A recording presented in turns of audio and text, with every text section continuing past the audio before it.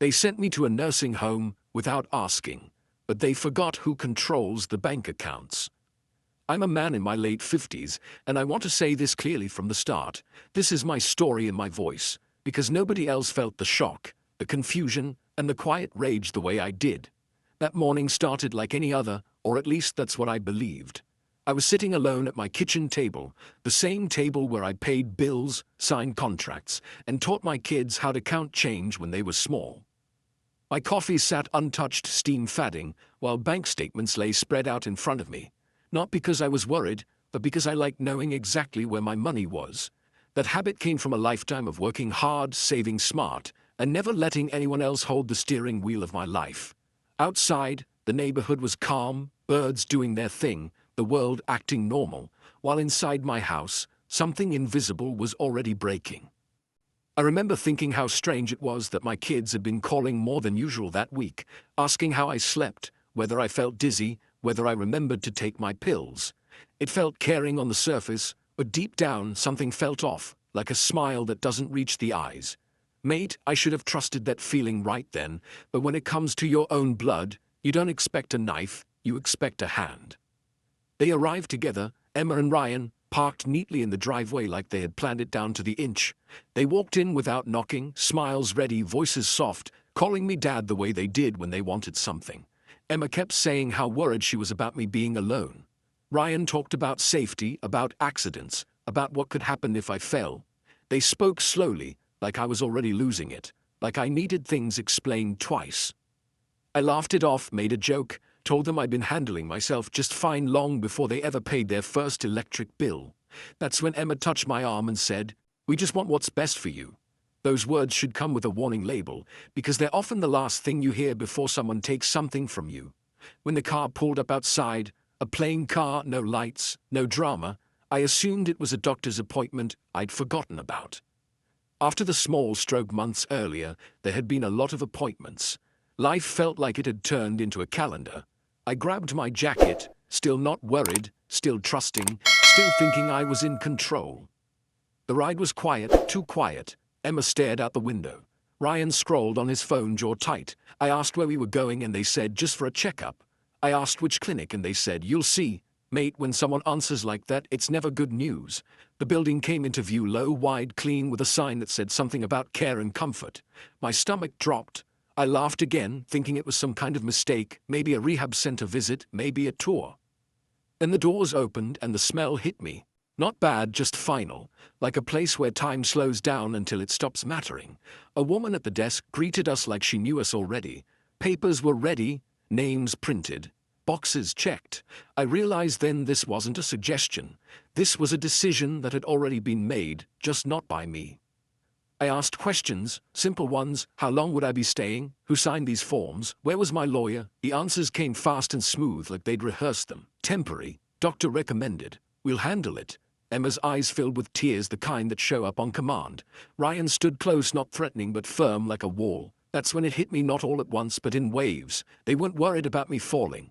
They were worried about me standing, about me staying sharp, about me staying in charge. In that moment, I felt something I had never felt before in my life. Useless. Not because I was, but because they wanted me to be. They wanted me out of the way, put somewhere quiet, somewhere controlled, somewhere I couldn't interfere with plans I wasn't invited to hear.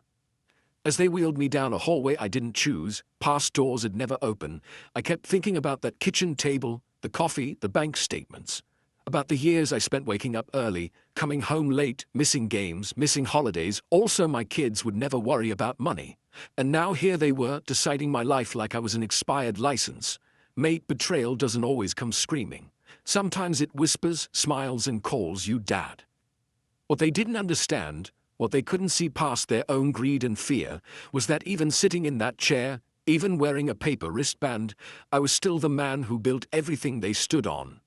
I was still the one whose name unlocked accounts, whose signature mattered, whose mind, despite what they told themselves, was still sharp as ever. That day, the day they took my freedom, they believed the story was over for me. They believed I was done, packed away, managed, handled. They thought age meant weakness and kindness meant surrender. But as I lay in that unfamiliar bed that first night, staring at a ceiling that wasn't mine, listening to sounds that didn't belong to my life, something else settled in my chest. Not fear, not sadness, clarity. A calm, cold understanding that this wasn't the end of my story. It was the beginning of theirs. And while they were busy planning my goodbye, they forgot one very important thing. I still controlled the money. And money, when used right, has a way of giving a man his freedom back. I didn't wake up wealthy, and I sure as hell didn't inherit anything worth bragging about. Everything I had came from showing up when it was cold, staying late when I was tired, and keeping my mouth shut when quitting would have been easier. I started out in construction back when my hands were strong, and my back didn't argue with me every morning. I carried lumber, poured concrete, and learned the hard way that nothing in this country is free unless you're willing to pay for it first with sweat. Over time, I learned the business side of things, how jobs were priced, how corners were cut, and how money flowed when you paid attention. I saved every extra dollar while other blokes spent theirs chasing shiny things. That discipline followed me into property, where I bought small, ugly places no one else wanted, fixed them up slowly, and sold them quietly. I didn't chase headlines or brag at barbecues. I let my money work in the background, while I focused on building a life that looked normal on the outside, but solid underneath. In the middle of all that work, I built a family. I married young, loved hard, and lost my wife too early. Burying her changed me in ways I didn't talk about. It made me tougher in public and softer in private. Emma and Ryan were still kids then, and from that moment on, every decision I made had them in mind. I packed lunches, checked homework, sat through school meetings, and worked weekends to make sure the lights stayed on and the fridge stayed full. I wasn't the dad who always said the right thing, but I was the dad who showed up. When they needed money for college, it was there. When they wanted weddings that looked like magazine spreads, I wrote the checks. When their first cars came back dented, and their first big mistakes came back expensive, I didn't lecture much. I paid quietly, because I believed that was what a father did. You protect your kids from the worst of the world until they're strong enough to face it themselves. By the time I hit my mid-50s, the hard part was over. The early mornings and late nights had paid off. My money wasn't sitting in one obvious place. It was layered, spread, planned with the kind of care that comes from knowing life can turn on you fast. I had accounts most people never think about, trusts set up for the future, and legal structures that required my direct approval. Not a password, not a signature alone, my actual voice. I did all that not because I was paranoid, but because I had seen what happens when people get comfortable. I had watched friends lose everything through bad marriages, bad partners, or bad luck. I promised myself that no matter what happened, I would always stay in control of what I built. Then came the stroke. Minor, they called it. A brief scare, a few days in the hospital, some slurred words that faded fast. I walked out under my own power, joked with the nurses, and went back to my routines. I slowed down a bit, sure. Anyone would. I took shorter walks, napped in the afternoons, listened to my body instead of fighting it. But my mind was still sharp. I balanced books, reviewed contracts, and remembered details other people missed. To me, it felt like a natural shift, not a decline.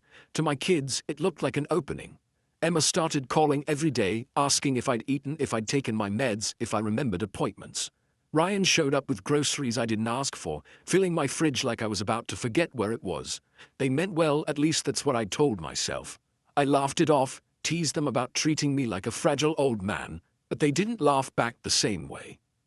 They started telling me stories, always stories. A friend's dad who fell in the shower, a neighbor who forgot to turn off the stove, someone's uncle who lost money because he trusted the wrong person. The message was always the same, even if they never said it out loud. You're getting older, you need help. You can't do this alone anymore. Mate, I'd lived alone through grief, through financial risk, through raising 2 kids without a partner. But suddenly, I was supposed to believe I couldn't handle my own grocery list. Bloody hell, I mistook their hovering for love. I told myself they were just worried, that this was what family did when you hit a certain age. I didn't want to be the stubborn old man who pushed his kids away, so I let it slide. I answered their questions, I accepted their help. I didn't realize that every small step back I took was a step forward for them. Trust is a strange thing. You don't notice it breaking because it usually breaks quietly, one assumption at a time. I trusted my kids because I always had, because I remembered scraped knees, late-night talks, promises whispered when they were scared. I didn't consider the possibility that the same people I protected for decades might see me as an obstacle instead of a father. I didn't imagine that my life's work, the thing I thought I was securing for them, could turn into a reason for them to push me aside. That was my blind spot. I believed that love was permanent and loyalty automatic. I believed family meant safety. Looking back now, the signs were there. The way Emma asked about paperwork instead of memories, the way Ryan listened more than he spoke, like he was collecting information, the way conversations shifted from how I felt to what I planned to do next. I see it all clearly now, but at the time, I was just a man proud of what he'd built and grateful to have kids who seemed to care. Mate, that pride, that trust, was the foundation they stood on when they made their move. And I handed it to them without a fight, believing that the people I built everything for would never be the ones to try and take it from me. I didn't wake up wealthy, and I sure as hell didn't inherit anything worth bragging about. Everything I had came from showing up when it was cold, staying late when I was tired, and keeping my mouth shut when quitting would have been easier. I started out in construction back when my hands were strong, and my back didn't argue with me every morning. I carried lumber, poured concrete, and learned the hard way that nothing in this country is free unless you're willing to pay for it first with sweat. Over time, I learned the business side of things, how jobs were priced, how corners were cut, and how money flowed when you paid attention. I saved every extra dollar while other blokes spent theirs chasing shiny things. That discipline followed me into property, where I bought small, ugly places no one else wanted, fixed them up slowly, and sold them quietly. I didn't chase headlines or brag at barbecues. I let my money work in the background, while I focused on building a life that looked normal on the outside, but solid underneath. In the middle of all that work, I built a family. I married young, loved hard, and lost my wife too early. Burying her changed me in ways I didn't talk about. It made me tougher in public and softer in private. Emma and Ryan were still kids then, and from that moment on, every decision I made had them in mind. I packed lunches, checked homework, sat through school meetings, and worked weekends to make sure the lights stayed on and the fridge stayed full. I wasn't the dad who always said the right thing, but I was the dad who showed up. When they needed money for college, it was there. When they wanted weddings that looked like magazine spreads, I wrote the checks. When their first cars came back dented, and their first big mistakes came back expensive, I didn't lecture much. I paid quietly, because I believed that was what a father did. You protect your kids from the worst of the world until they're strong enough to face it themselves. By the time I hit my mid-50s, the hard part was over. The early mornings and late nights had paid off. My money wasn't sitting in one obvious place. It was layered, spread, planned with the kind of care that comes from knowing life can turn on you fast. I had accounts most people never think about, trusts set up for the future, and legal structures that required my direct approval. Not a password, not a signature alone, my actual voice. I did all that not because I was paranoid, but because I had seen what happens when people get comfortable. I had watched friends lose everything through bad marriages, bad partners, or bad luck. I promised myself that no matter what happened, I would always stay in control of what I built. Then came the stroke. Minor, they called it. A brief scare, a few days in the hospital, some slurred words that faded fast. I walked out under my own power, joked with the nurses, and went back to my routines. I slowed down a bit, sure. Anyone would. I took shorter walks, napped in the afternoons, listened to my body instead of fighting it. But my mind was still sharp. I balanced books, reviewed contracts, and remembered details other people missed. To me, it felt like a natural shift, not a decline. To my kids, it looked like an opening. Emma started calling every day, asking if I'd eaten, if I'd taken my meds, if I remembered appointments. Ryan showed up with groceries I didn't ask for, filling my fridge like I was about to forget where it was. They meant well, at least that's what I told myself. I laughed it off, teased them about treating me like a fragile old man, but they didn't laugh back the same way. They started telling me stories, always stories. A friend's dad who fell in the shower, a neighbor who forgot to turn off the stove, someone's uncle who lost money because he trusted the wrong person. The message was always the same, even if they never said it out loud. You're getting older, you need help. You can't do this alone anymore. Mate, I'd lived alone through grief, through financial risk, through raising 2 kids without a partner. But suddenly, I was supposed to believe I couldn't handle my own grocery list. Bloody hell, I mistook their hovering for love. I told myself they were just worried, that this was what family did when you hit a certain age. I didn't want to be the stubborn old man who pushed his kids away, so I let it slide.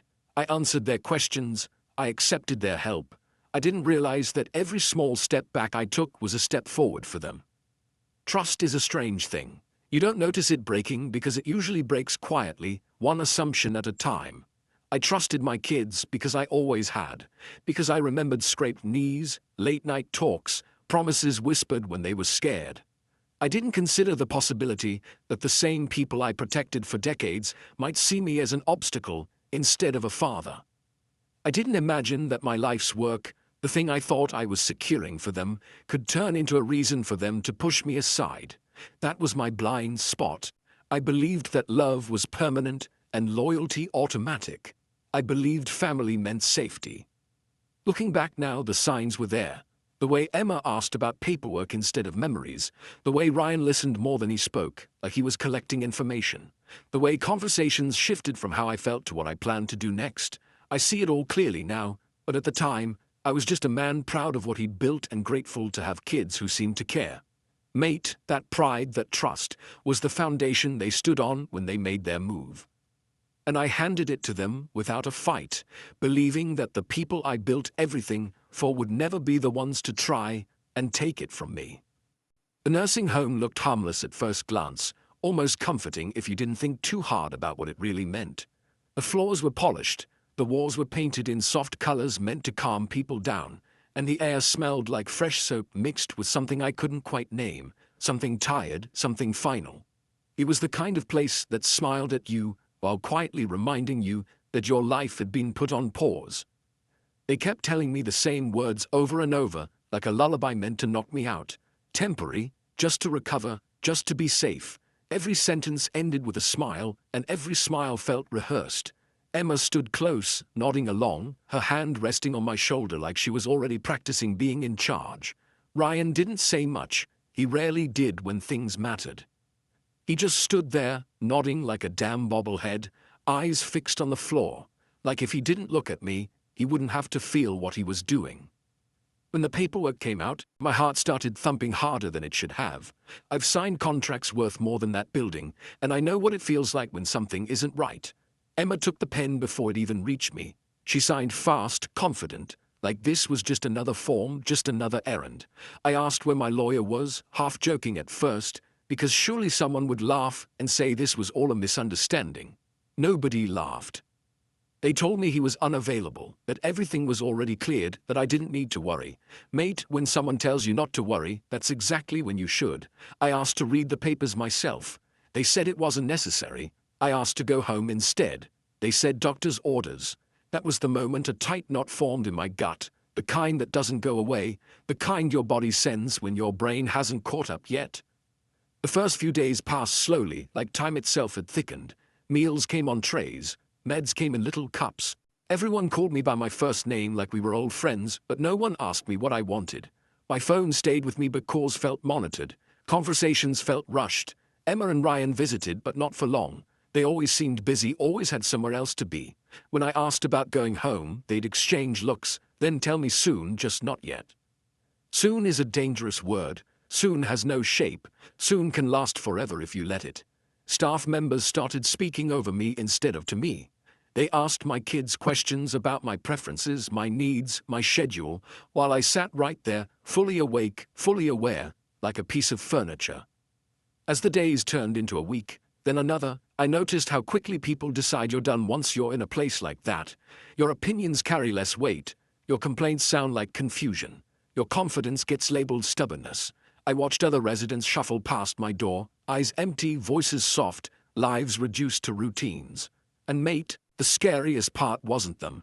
It was realizing how easy it would be for someone to push me into that same box. All it took was a signature I never gave and a story I never agreed to. My phone calls to friends went unanswered more often. My lawyer still hadn't returned a call. Every path back to my old life felt blocked, like doors quietly locked while I wasn't looking. One afternoon, a nurse came in to check my vitals, a young woman who hadn't learned yet how to keep her mouth shut. She chatted while working, talking about nothing, then mentioned casually that my kids had been asking questions about my house, about what it might sell for, about how quickly it could be listed. She froze the moment the words left her mouth, eyes wide, realizing she'd said too much. Selling. The word echoed in my head like a hammer. Selling my house. The house I paid off years ago. The house filled with memories, paperwork, history, without me. I asked her what she meant, but she backtracked fast, said she must have been mistaken. But it was too late. The damage was done. The truth had slipped through the cracks, and I could see it clearly now. That night I lay in bed staring at a ceiling that wasn't mine, listening to the distant beeping of machines and the soft shuffle of feet in the hallway. I thought about how quickly everything had changed, how my life, my choices, my independence had been reduced to a folder in someone else's hand. This wasn't care. Care asks, care listens, care respects. This was control dressed up in concern. This was my own children deciding the end of my story without bothering to ask how I wanted it written. Mate, that realization hurt more than any physical pain I'd ever known, but right alongside that hurt, something else grew. A quiet, steady resolve. Because if they thought I was finished, if they believed a few forms, and a locked door could erase decades of experience, then they had made one very expensive mistake. When Emma and Ryan walked into my room the next time, I already knew this visit would be different. I didn't raise my voice. I didn't wave papers around. I just sat there, calm, steady, looking at them the way I used to when they were kids, and I was waiting for the truth. There's a silence a parent learns to use, the kind that makes lies feel heavy before they're even spoken. I asked simple questions, the kind that don't need emotion to land hard. I asked why my mail wasn't reaching me, why bank letters and legal notices had gone quiet. I asked why my lawyer, a man who had returned my calls for over 20 years without fail, suddenly seemed impossible to reach. And then I asked the question I already knew the answer to. I asked why my house, my home, was listed online like an item for sale, complete with photos I never approved and a price I never discussed. The room felt smaller after that, like the air itself was listening. Emma broke first. Tears came fast, sliding down her face like they'd been waiting for their cue. She said she was scared. She said she didn't want anything bad to happen to me. She said she was only trying to help. I watched her closely, because I've been in business long enough to know the difference between fear and performance. Her words sounded right, but they didn't match her eyes. Ryan, on the other hand, didn't bother with tears. His face tightened, jaw set, voice rising just enough to sound frustrated but not guilty. He told me I was overthinking things. He said I was stressed. He said the stroke must have affected my memory more than I realized. Mate, that was the moment it truly hit me. They weren't just making decisions without me. They were rewriting reality right in front of my face and expecting me to accept it. They told me the mail issue was a mix-up. They said the house listing was just a test, just to see what the market looked like. They said my lawyer probably hadn't called back because I was forgetting to answer my phone. Every explanation ended the same way. This is for your own good. Those words landed like a slap, because they weren't asking anymore. They were informing. They had decided I was no longer capable of deciding for myself. Mate, when your own kids start questioning your sanity to justify their actions, that kind of betrayal doesn't scream. It sinks in slow and heavy, like realizing the ground beneath you isn't solid anymore. I felt something break in me then, but not in a way they could see. It wasn't anger exploding or sadness spilling out. It was trust quietly shutting down. I looked at them and saw not the children I raised, but two adults who had convinced themselves that love gave them the right to control. They thought my age made me weak. They thought slowing down meant switching off. They mistook patience for confusion and calm for surrender. Mate, I had spent my whole life reading people, spotting danger before it arrived, preparing for storms others laughed at. What they didn't know, what they never bothered to ask, was that I had planned for worst-case scenarios long before my hair turned gray. Years earlier, after watching a close friend lose everything to a family dispute, I made quiet decisions. I built safeguards. I set up systems that required my direct involvement, not because I distrusted my kids, but because I trusted life not to be fair. I understood that people change when money and control enter the room. I had prepared for business partners turning shady, for markets crashing, for strangers trying their luck. I just never imagined I'd need those plans for my own children. But there I was, sitting in a nursing home room, being told I was confused by the two people I trusted most. And in that moment, clarity replaced denial. I didn't argue, I didn't beg, I nodded, thanked them for visiting, and watched as relief washed over their faces. They thought they'd won, they thought I'd folded. Emma squeezed my hand before leaving, tears dried, smile back in place. Ryan gave a quick nod, already mentally moving on. The door closed behind them and the room went quiet again. But inside me something had shifted. That night, lying in the dark, I replayed every conversation, every sign I'd ignored. The hovering, the questions. The sudden interest in my affairs. Mate, betrayal hurts most when it comes wrapped in familiarity. When the voice that tells you it's for your own good is the same voice that once asked you to read a bedtime story. I didn't hate them, not then. What I felt was something colder and clearer. Resolve. They had crossed a line, not just legally but morally. And once that line is crossed, there's no going back to how things were. Blood doesn't always mean loyalty. Sometimes it just means the betrayal cuts deeper. And while they believed they were managing an old man who didn't know what was happening, I was already thinking 3 steps ahead. Because the worst mistake you can make is assuming someone is powerless, just because they're quiet. I didn't explode the way people expect when they hear stories like this. I didn't shout, didn't threaten, didn't pound my fist on the table demanding respect. That kind of noise only warns people that you're still playing their game. Instead, I did what I've always done best. I waited, I watched, I listened. I let the silence do the talking while I planned my next move. I asked the nurse for a tablet, told her I wanted to play simple games, keep my mind sharp past the long hours. She smiled like she was proud of me for trying. That smile almost made me laugh, because the truth was, that little screen wasn't about games at all. It was my window back into the world they thought they had shut me out of. With steady hands and a calm heart, I logged into accounts my kids didn't even know existed, places where money didn't sit loudly but waited quietly, protected by layers built over decades. I checked balances, verified access, confirmed what I already knew. I still held the keys I always had. Years ago, after watching trusted people turn greedy when money was involved, I set up a private channel with my lawyer, a path only we knew about, meant for emergencies no one likes to imagine. From that tablet, I reached him. No receptionist, no delays, just one secure message that said everything he needed to hear. I told him where I was, what had been done without my consent, how my kids were positioning themselves like owners instead of caretakers. He didn't ask many questions. He didn't doubt me for a second. He just said, "I'll handle it," in that calm voice you only hear from someone who knows the law inside and out. What followed wasn't dramatic, and that's exactly why it worked. No confrontations, no court threats yet, just clean legal shifts of power. Funds were moved, not hidden but secured. Permissions were changed. Structures were reinforced. Access points my kids thought they had were quietly shut down, one by one, without alarms or announcements. Trusts were updated to reflect reality, not assumptions. Everything was done by the book, documented, precise, impossible to challenge without exposing their own actions. I sat in that nursing home room, smiling politely during visits, nodding when they talked about plans, about the future, about how everything would be easier soon. They thought the ease they felt meant success. They mistook my calm for defeat. Mate, that's the beauty of patience. People reveal themselves when they think they've already won. Inside, I felt steady, focused, alive in a way I hadn't felt since my early business days. I wasn't acting out of anger. I was restoring balance. They had tipped the scales by taking control that wasn't theirs. I was simply setting things right. I didn't change my expression when Emma talked about how stressful things had been for her. I didn't react when Ryan complained about banks being slow or paperwork being confusing. I listened, stored every word, and moved another piece into place once they left. Bloody chess, mate. You don't slam the board. You don't rush the end. You let the other player overreach, believing they're smarter, faster, younger.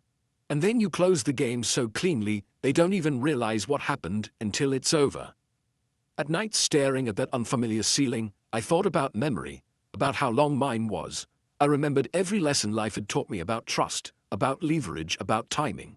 I remembered the years I protected my kids from consequences and how that protection had slowly turned into entitlement. This wasn't revenge fueled by hate. It was accountability fueled by clarity.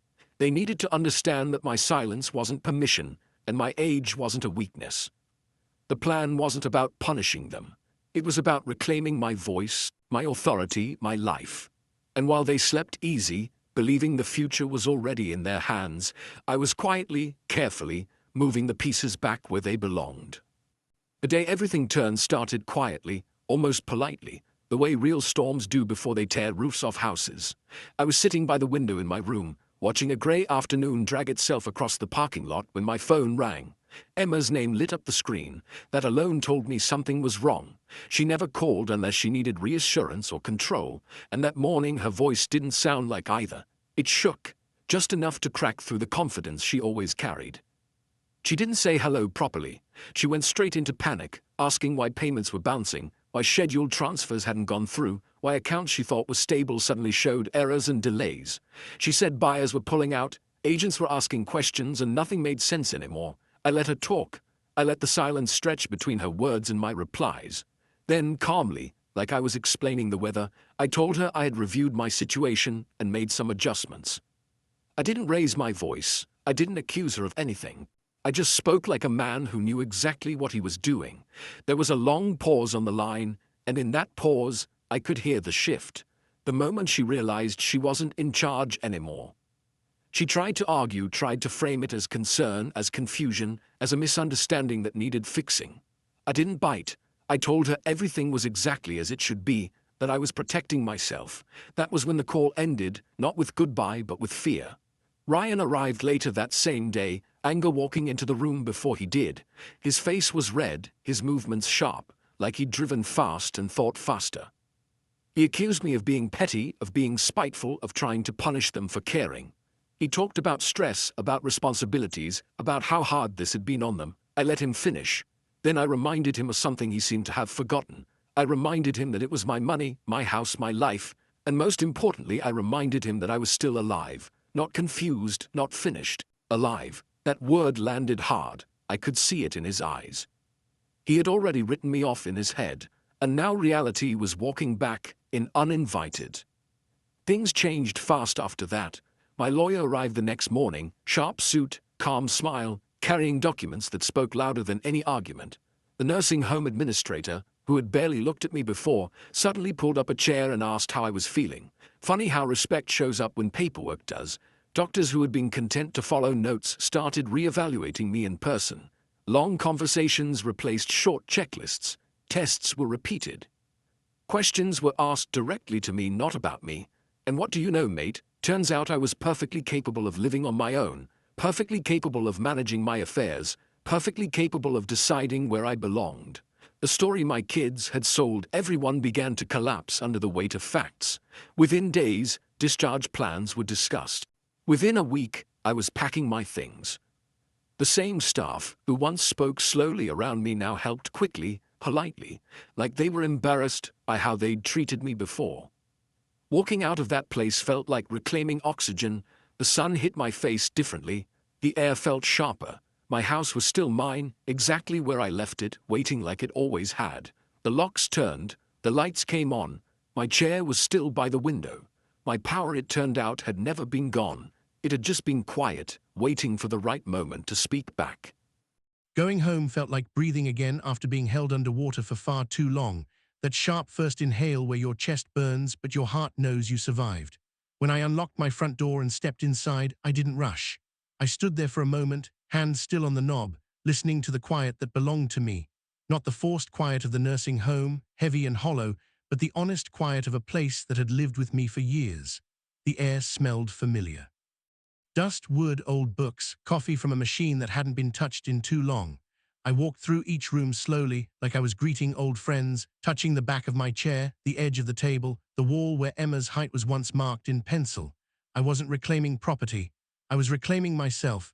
Every step reminded me that I wasn't fragile, wasn't finished, wasn't something to be managed and stored away. Mate, freedom doesn't always come back with fireworks. Sometimes it comes back quietly, and that's how you know it's real. I didn't cut my kids off completely, and that decision took more strength than people realize. Anyone can slam a door, anyone can burn a bridge in anger, but I wasn't trying to destroy my family.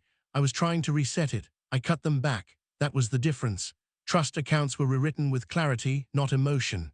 Access was limited to what made sense, not what made them comfortable. Rules were put in place that didn't need to be explained twice. Everything was clean, legal, and final. No more gray areas, no more assumptions. If something required my approval, it waited for my approval. If something didn't involve them, it stayed that way. Control returned to where it belonged, not as punishment, but as protection. For me, and honestly for them too. He apologized, both of them in their own ways.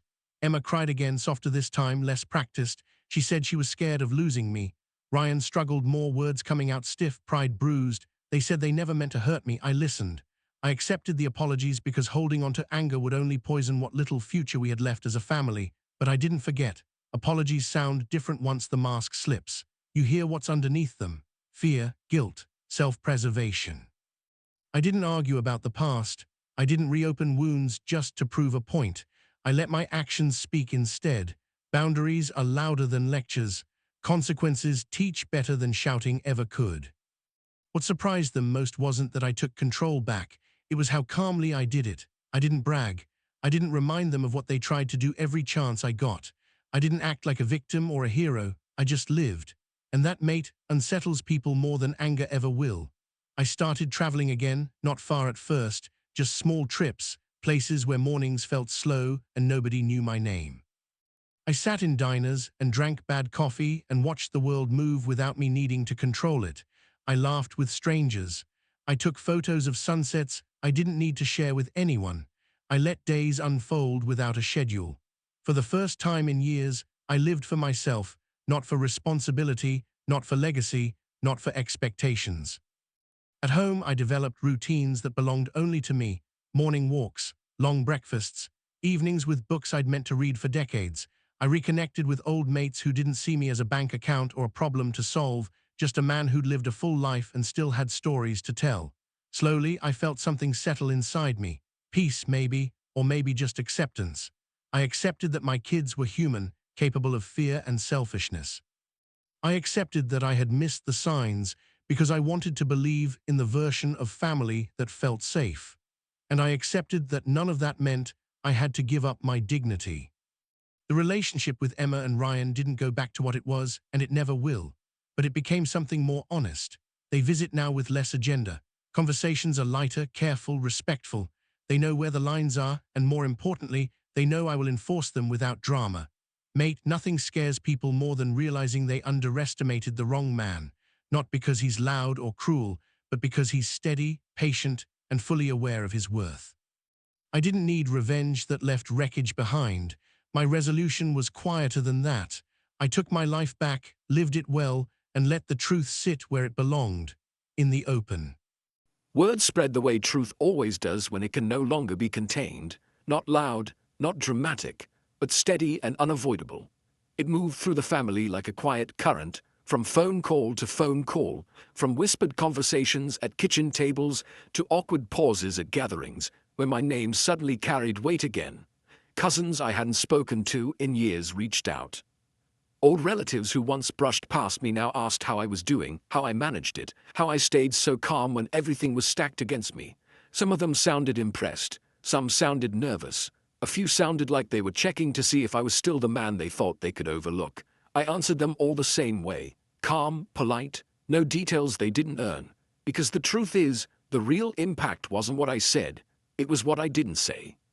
Silence, when used right, speaks louder than any explanation ever could.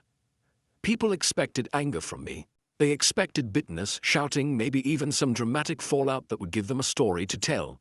They didn't get that. What they saw instead was a man who carried on like he'd simply stepped back into his own shoes. That confused them more than rage ever would have. Anger burns fast. It flares up, lights the room for a moment, and then leaves nothing but smoke behind. Patience, though, patience burns deep. It sits quietly, steady and controlled, warming everything around it until change becomes unavoidable. I didn't need to defend myself. The facts did that for me. I didn't need to justify my choices. Results did that for me. The more I stayed calm, the more uncomfortable others became, because calm doesn't give them anything to push against. Family gatherings shifted after that. Conversations stopped when I entered a room, then started again with a different tone. I noticed how people watch me now, not with pity, not with dismissal, but with something closer to respect mixed with caution. They knew what had almost happened. They knew lines had been crossed, and they knew I had crossed them back, not with force, but with precision. That kind of power makes people uneasy, because it reminds them that age doesn't mean weakness and quiet doesn't mean ignorance. It reminded them that experience carries a weight youth can't fake. My kids changed too, in ways that were subtle but unmistakable. Emma spoke slower now, choosing her words carefully, like she was aware that every sentence revealed more than she intended. She asked instead of assuming. She waited instead of pushing. Sometimes I caught her watching me, not like a daughter watching a father, but like someone reassessing a story they thought they already understood. Ryan became quieter, more distant, but also more respectful. The edge in his voice was gone. The entitlement faded. Whether that change came from guilt or fear, I still don't know. Maybe it was both. But change is change, no matter what fuels it. And for the first time in a long while, they understood that I wasn't an obstacle in their lives. I was a man who deserved to finish his own story. What struck me most was how many people admitted in private that they had seen similar things happen in other families. Parents pushed aside, decisions made quietly, control taken slowly. They told me stories about uncles, neighbors, friends who never fought back, who accepted being managed because they didn't want conflict. Mate, that's the real tragedy, not the betrayal itself, but the silence that follows it. I didn't break that silence with shouting. I broke it by standing firm and letting my actions echo. That's why it spread. That's why people talked, not because of drama, but because it challenged a quiet, ugly truth people don't like to face, that families aren't always safe and love doesn't always come without conditions. I saw it in the way my kids spoke to me after everything settled. They no longer talked about my life like it was a problem to solve. They no longer discussed my future as if it was already decided. They listened, really listened. And that told me they had learned something no school ever teaches, no book ever fully explains. You don't bury a man while he's still breathing.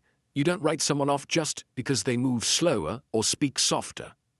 And you definitely don't mistake kindness for surrender. That lesson didn't come from a lecture or a threat.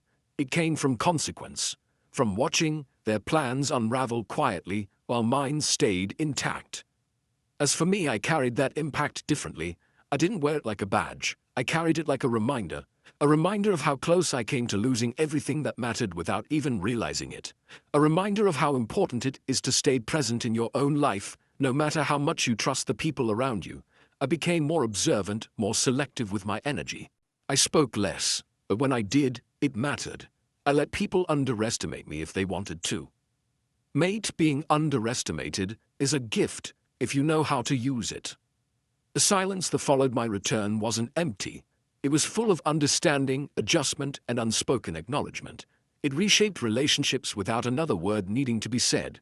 And that, more than any argument or confrontation, was the true impact of what happened. Not the money, not the control, but the shift in how everyone saw me, and more importantly, how I saw myself. Still standing, still thinking, still breathing, and very much not buried. If you take anything from my story, take this, and take it slowly, because this lesson doesn't land all at once. Age does not erase wisdom. It sharpens it if you let it.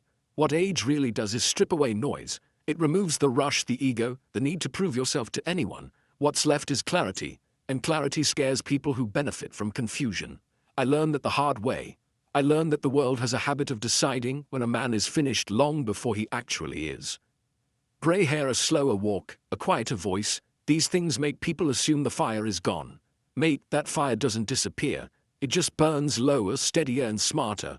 I let others mistake my calm for weakness, because I thought love would protect me. I thought history would count for something. I thought family would always see me as the man who built the ground they stood on. That belief nearly cost me everything. Kindness, I learned, is one of the most misunderstood traits in the world. People love kindness when it serves them. They praise it, lean on it, depend on it. But the moment kindness stops giving and starts setting boundaries, it gets labeled as stubborn, selfish, or cruel. I was kind my whole life. I paid bills I didn't know. I fixed mistakes that weren't mine. I stayed quiet when speaking up would have been easier. And somewhere along the line, my kindness became a resource others felt entitled to manage. That's where I went wrong. Kindness without structure invites control. Kindness without boundaries teaches people the wrong lesson. It teaches them that you will always bend, always forgive, always step aside. Mate, kindness is not weakness, but it becomes weakness if you never back it up with strength. Control is another word people misunderstand, especially inside families. We like to pretend that love removes the need for limits, that blood makes everything safe. That's a comforting lie. Control should never be assumed, not by strangers, not by partners, and not even by your own children. Especially not by your own children. Love doesn't grant ownership, care doesn't grant authority, and concern doesn't give anyone the right to decide your life without your voice in the room. I learned that control, once taken quietly, is rarely given back politely. That's why protecting what you build isn't about greed. It's about dignity. It's about making sure your life doesn't get rewritten while you're still living it. I used to believe planning for betrayal was pessimistic. I thought it meant you didn't trust people enough. Now I know better. Planning for betrayal doesn't mean you expect the worst from everyone. It means you respect reality. It means you understand that fear, money, and power change people in ways love alone can't always stop. I didn't plan for my kids to betray me, but I planned for life to test me. That planning saved me. It gave me options when others thought I had none. Mate, hope is important, but hope without preparation is just wishful thinking dressed up as faith. What hurt the most wasn't losing freedom for a while. It wasn't being underestimated. It was realizing how easily people can convince themselves they're doing the right thing when it benefits them. That's why the lesson matters, because the people who sent me away didn't think of themselves as villains. They thought they were being practical, efficient, responsible. That's how betrayal usually arrives. Not loud, not cruel, just reasonable enough to justify itself. And that's why you have to stay awake in your own life, no matter how old you get. You don't hand over the steering wheel just because someone else says they know the road better. I also learned something about silence. Silence can be surrender or it can be strategy. The difference is intention. When I stopped arguing, stopped explaining, stopped defending myself, people assumed I was done. They were wrong. Silence gave me space to think clearly, to move carefully, to act without giving away my hand. In a world obsessed with noise, silence is power if you know how to use it. Mate, the loudest person in the room is usually the one least in control. The one who speaks last often decides how the story ends. If I could speak to my younger self, I wouldn't tell him to trust less. I'd tell him to trust smarter. I'd tell him to write things down, to protect his name as carefully as his money, and to never assume gratitude is permanent. I'd tell him that being needed feels good, but being respected feels better. And respect doesn't come from giving everything away. It comes from knowing when to say no, even when your voice shakes. The final truth is this: the people who tried to send me away forgot one simple thing.